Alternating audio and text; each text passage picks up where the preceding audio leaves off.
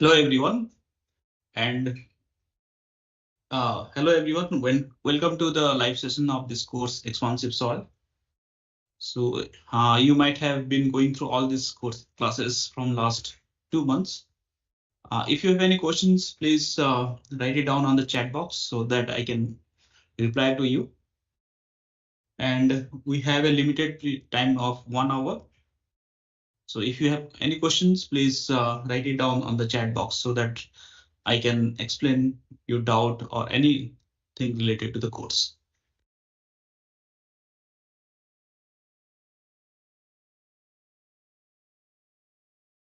In the last 2 months, you have learned about various aspects of expansive soil, governs the swelling behavior of the soil, and what are the components or what are the factors which can control or which can influence the diffuse stable layer thickness, also been explained during this course. And also how this diffuse stable layer thickness changes the various index as well as engineering properties has been explained in this course. Then I explained you about the shrinkage phenomena. Since swelling and shrinkage goes hand by hand, that means once the soil swells, it shrinks when it releases moisture. So I explained you the shrinkage phenomena as well. So in the shrinkage phenomena, I explained you about various mechanism of the shrinkage and how to measure the shrinkage in a laboratory and what are the different factors which can control the shrinkage behavior. So those things was explained to you. And also then I explained you how to control the swelling behavior in the laboratory as well as in the field. So different types of methods like chemical method or hydrological method, hydraulics method, mechanical methods or chemical methods was explained to you. And those can be used in the field to control the swelling behavior or to reduce the swelling. And also I explained you how to design a foundation in an expansive soil. If you encounter an expansive soil, how to design a foundation. So that was also explained to you in the class. And we have seen that, or we treat expansive soil as a problematic soil, but this expansive soil can be used for various engineering applications. So those things was explained to you. The expansive soil can be used as a liner material as well as a drilling fluid or as well as for preparing a slurry bentonite slurry mix or slurry wall.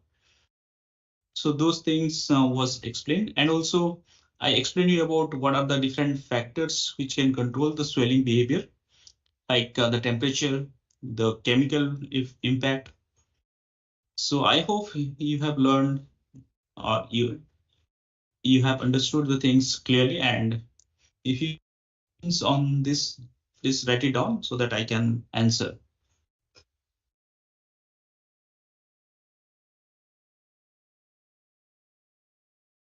And also there was a Google Doc was circulated to you, and I didn't receive any message on that. So if you have any questions, please write it down on this Google YouTube chat box so that I can reply back to you.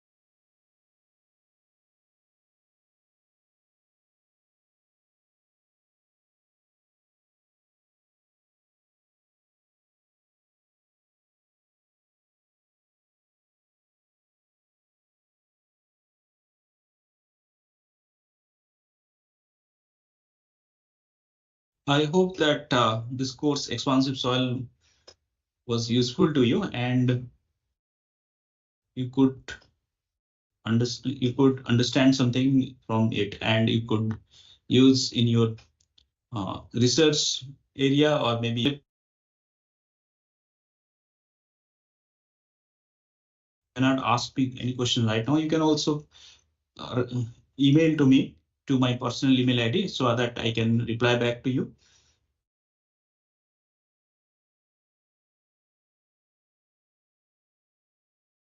Basically, as I told you in the class, that 20% of Indian landmass is occupied by this black cotton soil, which is an expansive soil. So if we look into the damage caused by the expansive soil, it's quite huge. Since this is not as destructive as the tsunami or earthquake, generally we tend to ignore it. But at the same time, the total cost due to this, or total cost due to the damage caused by the expansive soil, will be far more than all the cost if you combine together. That means all the damage caused by earthquake, tsunami, or flood, if you combine everything, then the total damage caused by the expansive soil will be far more than that. So it's a silent killer. So it can damage a lot of things like houses or highways or any structure on it. So therefore, we have to be very, very careful in treating this expansive soil. But before treating the expansive soil, we need to know the background, why the soil expands, and what are the mineralogical compositions of this expansive soil, how to identify in the field or in the laboratory, what are the different minerals which are responsible for the expansiveness of the soil. So we need to understand all those things. So to explain in this class. So mostly if you look into the class, I have explained, or I have explained about 3 different minerals like mondomonite, elite, and light. So out of these 3 minerals, mondomonite is most expansive mineral. When it comes in contact with water, it expands. So that's why the mineralogical behavior of the mondomonite was explained in details in terms of its structure, or in terms of its engineering, in terms of its structure, and in terms of its sheet-like structure or adsorption of the water molecules. So then I explain you about the swelling mechanism, how the soil swells in terms of the diffuse double layer thickness, and how it absorbs water molecules, thereby increasing its volume. So that was explained.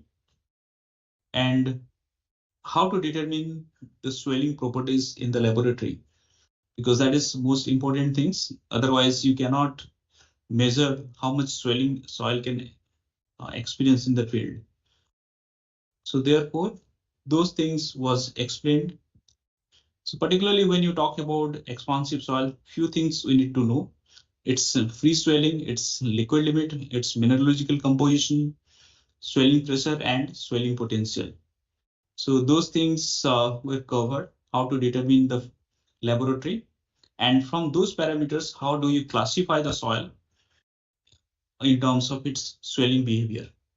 Like whether we can put the soil in the terms of low swelling, high swelling, like this, so that you can have a universal meaning. And also I explained to you about the shrinkage. It's in terms of, if you compare swelling and shrinkage, swelling is easy to control, but shrinkage is very difficult to control. And the swelling and shrinkage go side by side. So for example, if a soil swells, then it will also shrink. So when it absorbs moisture, it will swell.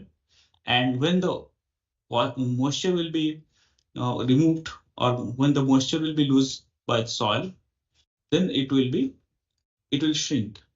So shrinkage can cause differential settlement, and that can cause the different kind of stresses to the structure, and maybe finally it can damage the structure entirely. So we need to understand shrinkage as well. So in the class, I explained you about the shrinkage phenomena, how a soil shrinks, what are the different factors which can control the shrinkage behavior, how to measure the shrinkage in the laboratory, and how can you classify the soil based on its shrinkage. So those things was explained to you. And finally, I explained you about the different factors which can control the swelling behavior of the soil. So for example, factors means like chemical factors or temperature. Chemical factors, since the soil swelling behavior is controlled by diffuse stable layer thickness, the diffuse stable layer also is controlled by various factors like salt concentration, salt type, temperature, dielectric constant. So all these factors can changes the diffuse stable layer thickness, and in consequence that also changes the swelling behavior. So those things was covered. And also I explained you about how to control the swelling in the field, like different hydraulic methods in which we have to lower the water table or lower the water content such that the swelling will be. So different hydraulic method was explained, then mechanical methods, and I explained you about the chemical methods, then how the swelling or shrinkage can be controlled using different confinement methods. All these things were covered in this class. And then what is the impact of temperature also was covered. Here, when you talk about temperature, the two things were covered. One is preheating the soil and then the impact of temperature. When we preheat the soil at very high temperature, the soil, particularly the expansive soil characteristics, changes because there will be change in the soil structure. So that leads to a change in the behavior of the soil. But when we do, when we heat the soil or when you preheat to different temperatures, different changes takes place, and that changes the swelling behavior as well. So depending at what temperature we are heating, that the effect can be different. Then I explain you about what is the impact of heating at a low temperature. That means up to 80-90 degrees centigrade. So here we need to consider two things, like when we heat the soil at low temperature, the as far as the diffuse stable layer thickness, the diffuse stable layer is directly proportional to temperature. But when you heat the temperature, at the same times, the dielectric constant of the soil will also, dielectric constant of the pore water will also change. So as a combined effect, the behavior of the soil becomes different. That means the swelling will be reduced instead of increase. So that's why we could see there is a decrease in the swelling. Expansive soil poses low hydraulic conductivity and high swelling characteristics. So because of this, or because of this low hydraulic conductivity properties, the soil can be used as a landfill liner or a barrier material where the lower values of hydraulic conductivity is required. So those things was also explained, as well as the application. Write it down so far. And if you don't have any questions, please write back to me.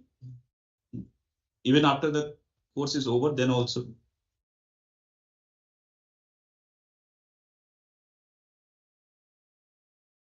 Since we have limited time, please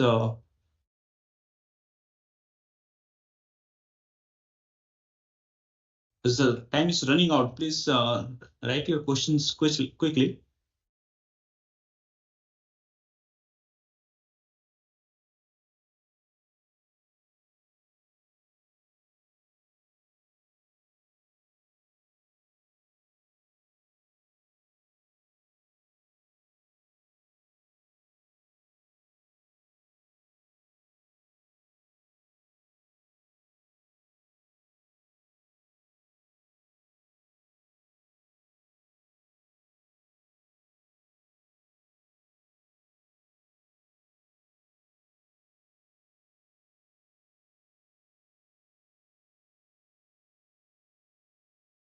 So end semester questions, sorry, The end, the final exam questions are mostly objective type. So questions of different marks were there, like 1, 2, 3. So different, and most of the questions has been, most of the questions has, I mean, all of the questions are from this course. So if you go through this course carefully, so you can answer everything.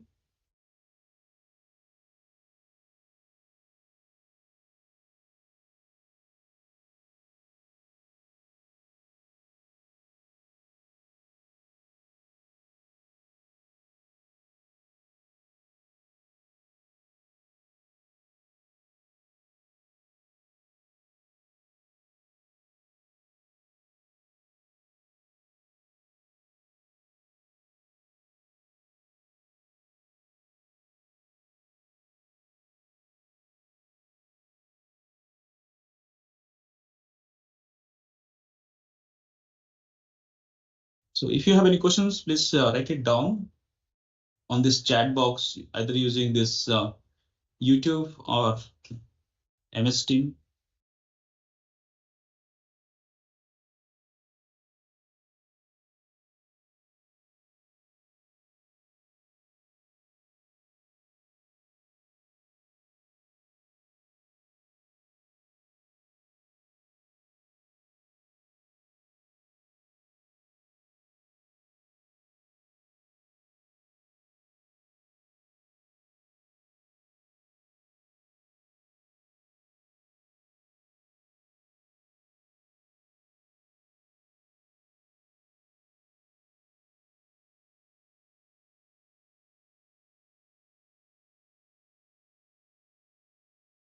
I think no questions is there then.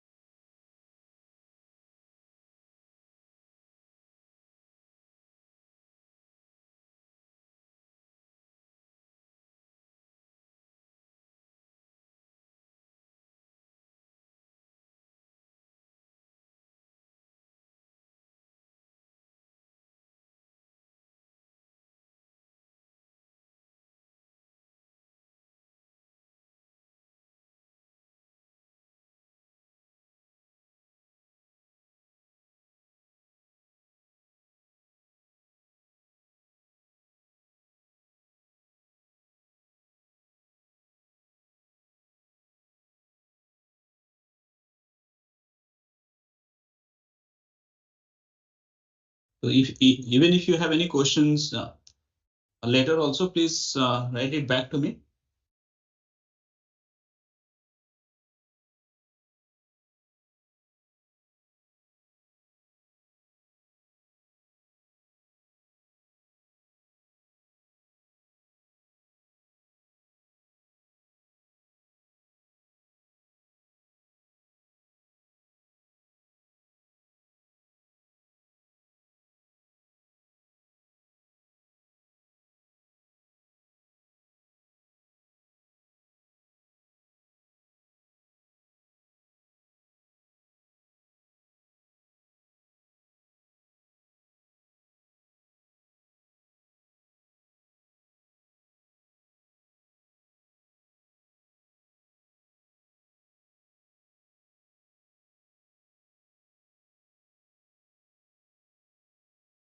Okay, so it seems there is no questions at the present moment.